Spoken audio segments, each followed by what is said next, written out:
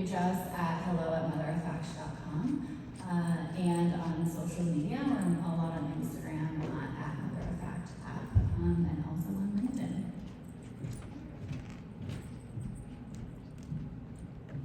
Big questions. Hold your questions for the end. I think I threw all the good stuff.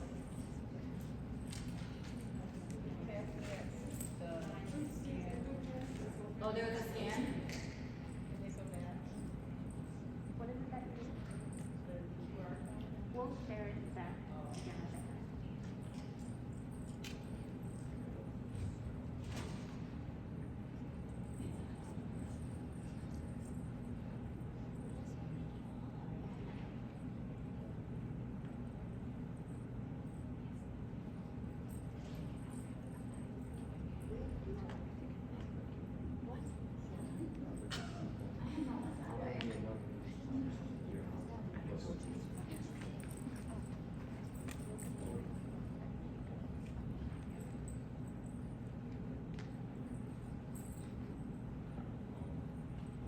Just a little technical difficulties. We'll be right with y'all.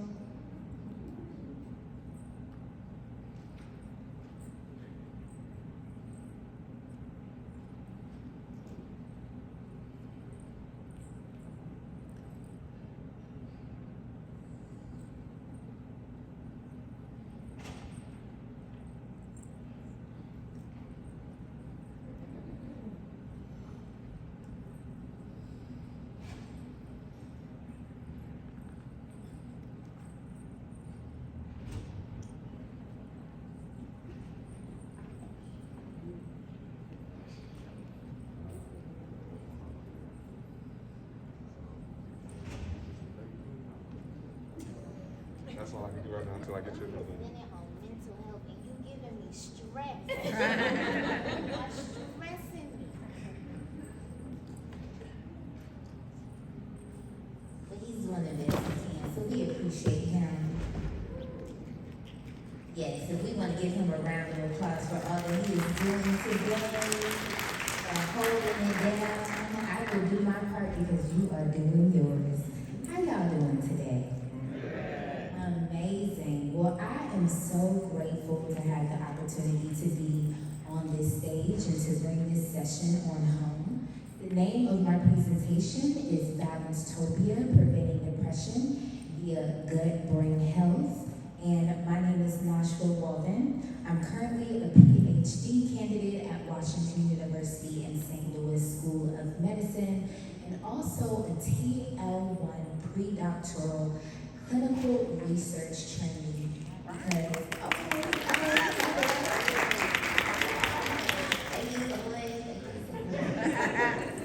I'm really happy to be here because a lot of the information that I'm going to be sharing with you all today has been kept for way too long.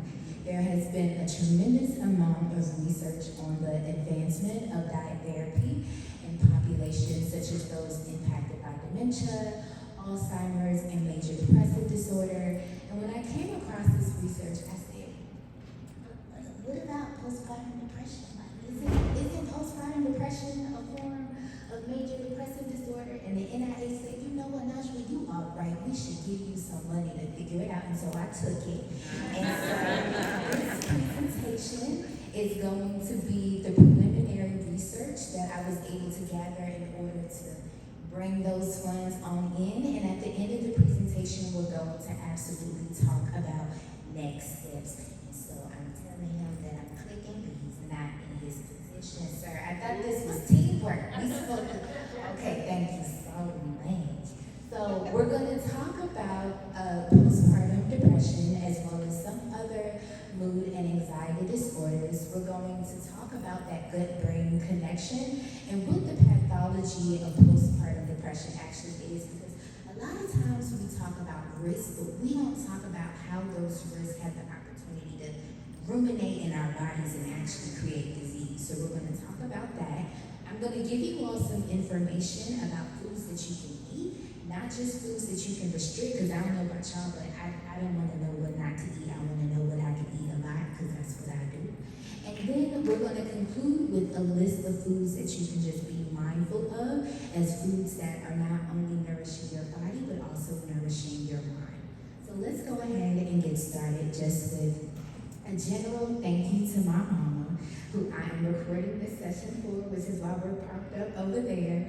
But I am the daughter of someone who experienced a mental health condition, whose mother also experienced a mental health condition.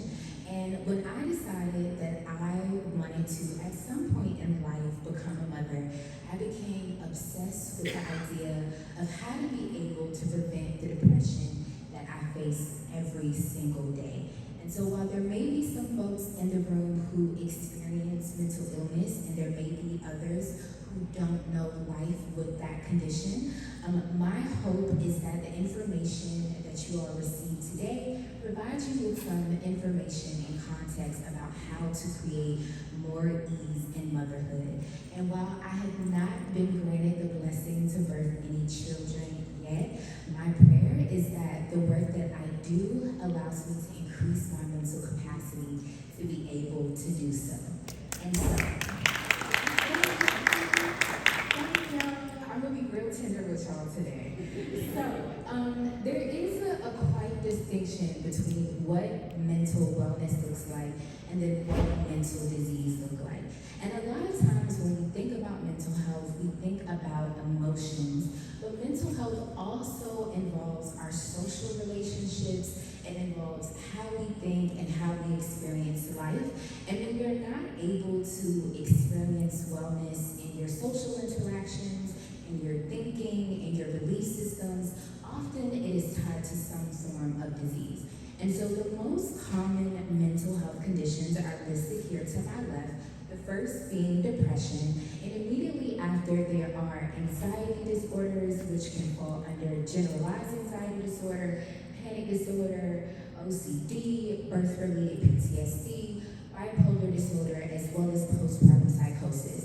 And while I know that there are many mental health conditions that are not listed here today, we're going to talk about depression because it is the most prevalent, not only in the United States, but also specifically within our community. And so when you look at okay, let's go back. Does this work? This is working. Okay, I'm figuring it out, y'all. So when we think about postpartum depression, a lot of times we think about it as a different mood, having a depressed mood. But what actually is a depressed mood? And according to the DSM-5, postpartum depression or prenatal depression, which falls under the umbrella of perinatal depression, can include any of these signs or symptoms. So perinatal depression doesn't look the same across the board. There are some people who experience persistent sadness. There's other people who experience depression as a difference in their appetite. And then there's other people who experience depression as a lack of sleep. But having any of these symptoms can fall within the umbrella of perinatal depression, and it can start during pregnancy or within the initial 4 weeks postpartum. And we differentiate prenatal and postpartum depression from the baby blues based on how long it actually lasts. And so if any of these symptoms last 2 or more weeks, then it's most likely going to fall within the umbrella of either prenatal or postpartum depression, depending where you are in your pregnancy journey.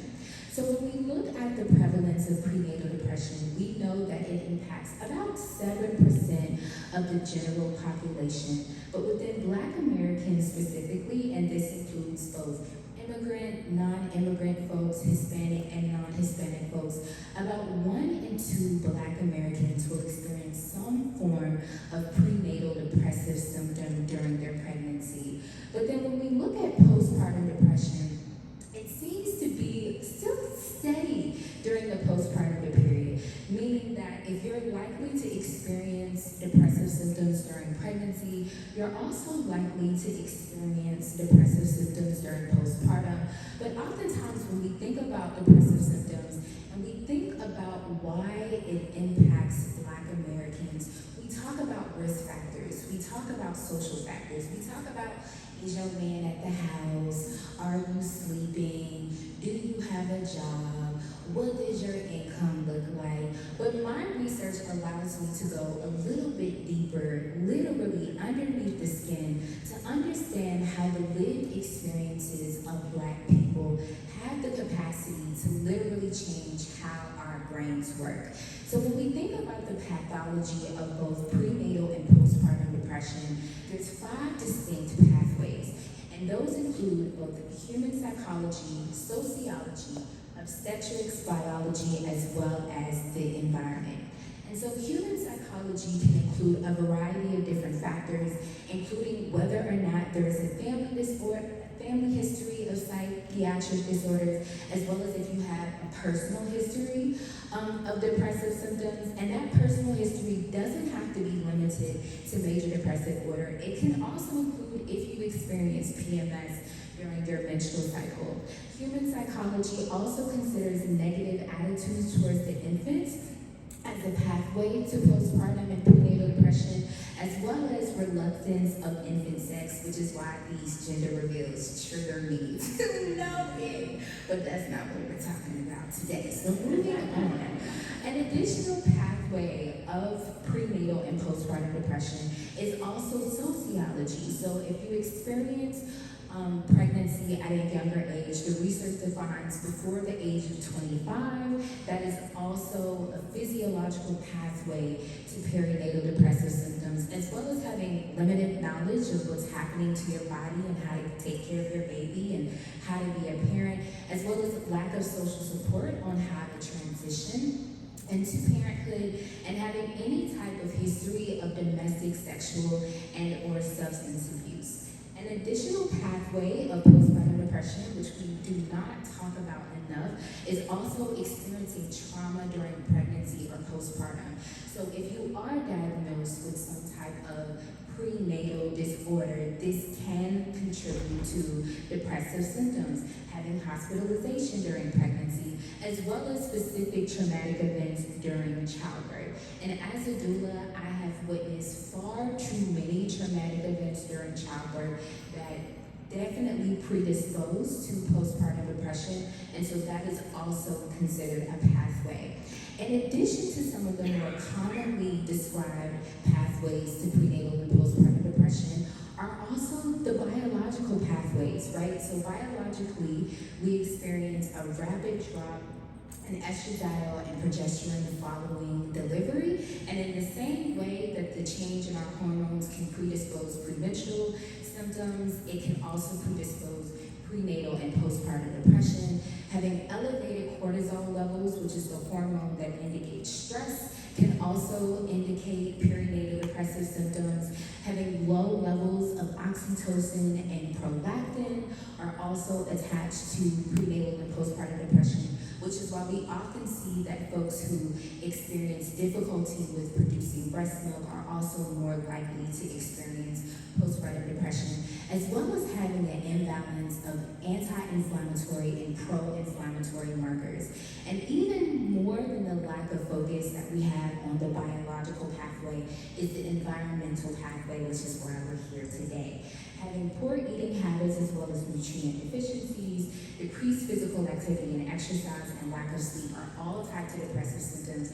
You don't have to be pregnant or postpartum to know that. If I don't sleep, I'm down bad, okay? If I haven't been in the gym like I'm supposed to, and I ain't been in a couple of weeks, you know, my mood is not where it needs to be. And so a lot of these factors are not just specific to the prenatal and postpartum period, but they can affect any body at any time. And so we know that research has traditionally focused on those psycho and sociological pathways to postpartum depression. As I mentioned, did your mother experience postpartum depression? Is your partner there helping you transition into parenthood? But rarely do we look at how the lived experience of that pregnant or that postpartum body is impacting what's happening underneath the skin, and not just to what's happening underneath the neck, but what's also happening in the nervous system.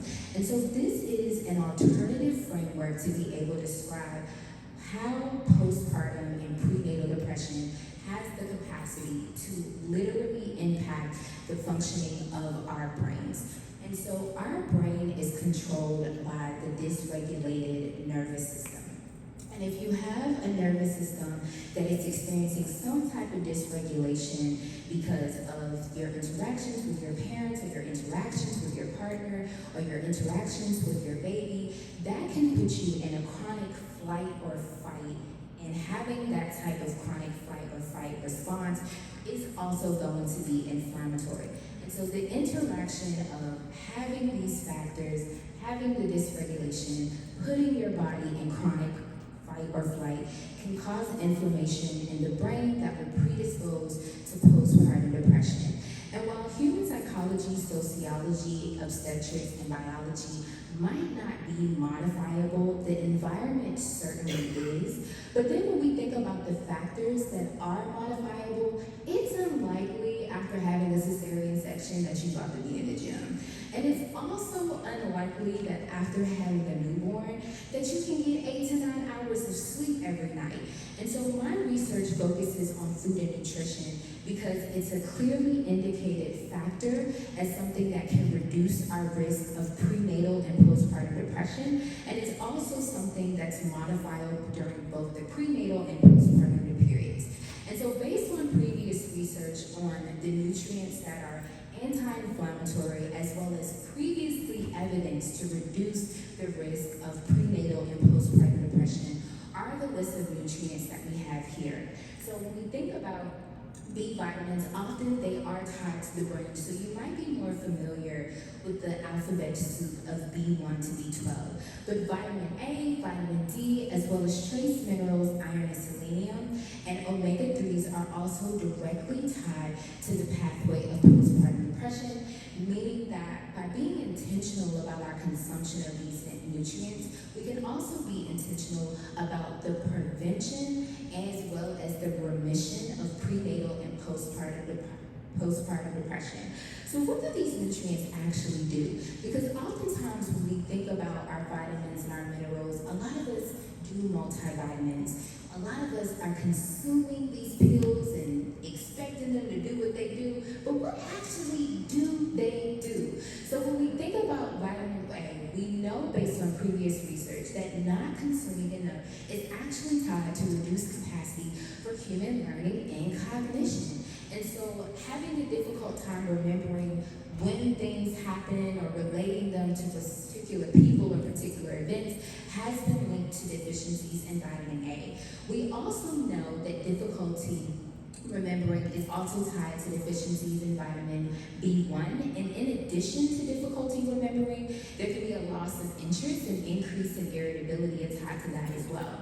Vitamin B2 is associated with fatigue, as well as blurred visions and headache. And I know that blurred vision for people who experience depressive symptoms is often ignored. Like, you get that fuzzy film, or you might get the little stars. But knowing that the consumption of vitamin B2 can help with that has been incredibly redemptive for me, as well as other folks in studies on these nutrients. We know that vitamin B3 is also incredibly beneficial for headaches. So if you experience depressive symptoms and one of them is headaches, consuming vitamin B3 will be helpful for that, as well as general neurosis, having an excessive and irrational obsession, which is often associated with anxiety as well as loss of interest.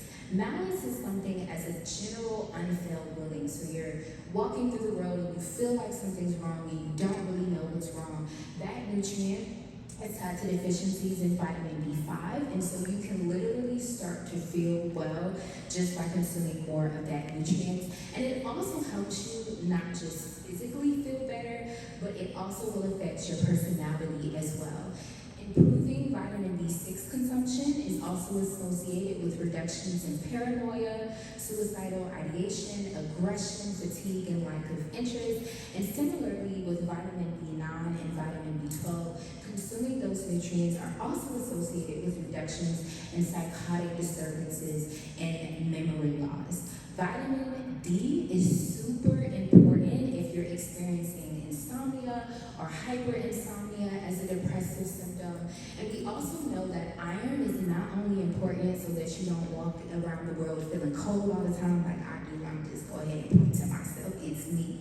But it also helps us improve our capacity to focus during work and also be incredibly productive. Selenium is something that's often tied to thyroid function or hormonal function, but we also know that when our hormones are balanced, we're less likely to experience irritability and fatigue. And omega-3 is good for everything that we've already mentioned here today.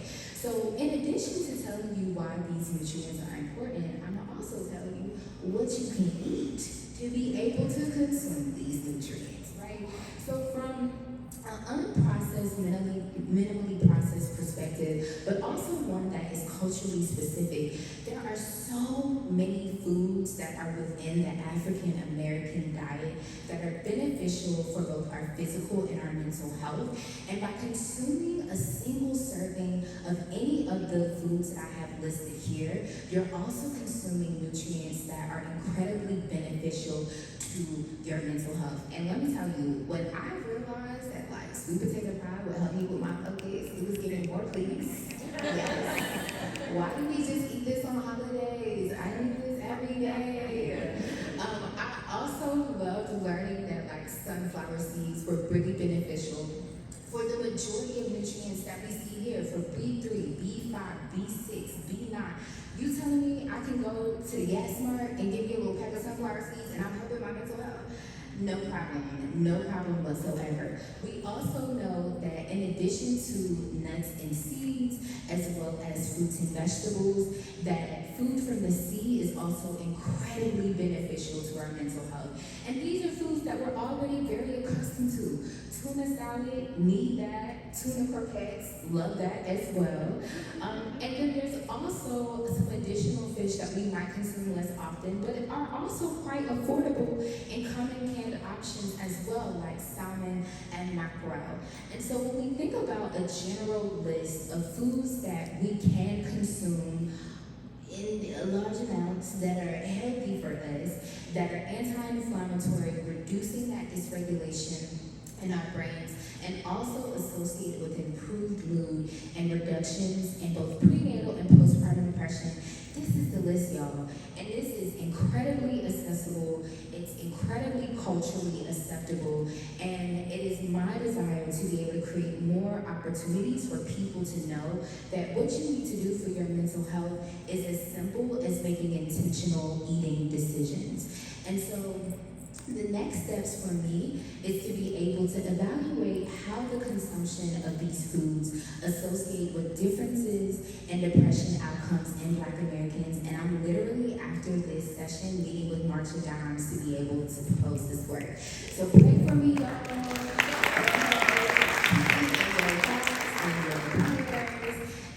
Okay, I'm not done. Okay, we gotta go back. It's 2 and 3. Thank you so much. After doing that preliminary research, I think it's also important to be able to talk to more Black people about how do you want this information? Do you want just a general shopping list? Do you want a recipe guide? Do you want us to have a HelloFresh option and send these meals over to you? Do I need to have conversations with WIC? Should this food already be readily prepared? And so that is going to guide my postdoctoral work, which I'm hoping to do at a university near you. So if any of you all are university affiliated and want me to like come, okay, handbag, so we got to talk afterwards. I'm looking for a new home. And then afterwards, I want to be able to start my work within academia, really establishing, this word came up before, both the efficacy of taking this approach as well as the implementation potential of a prescriptive nutrition approach for postpartum depression, because we know that 1 in 2 Black Americans will experience prenatal and postpartum depression, but only 5% will utilize traditional pharmaceutical and psychotherapy options. So the alternatives are needed, the alternatives are there, and it's my desire to make the alternatives accessible. And so in order to stay in contact with me, feel free to email me at any point, but I want to stay connected with y'all as I'm creating these recipe guides, as I'm continuing to do this research in the Midwest, on the East Coast. I would love to be able to know opportunities to bring myself and bring this work and bring my lived experience to you all. So I'm looking forward to you all's questions, looking forward to you all's input. So please, please, please scan this QR code. And thank you so much for your time and your space and your engagement.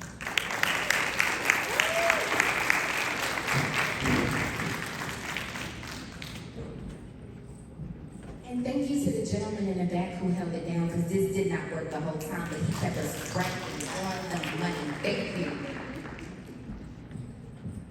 Wasn't that amazing, y'all? Oh my gosh, so informative. We love it. Thank you again to our speakers. So we will have about 10 to 15 minutes of questions. So if you do have any questions, we have our volunteer in the back, and she will give you a mic, and you can ask our presenters any of your questions.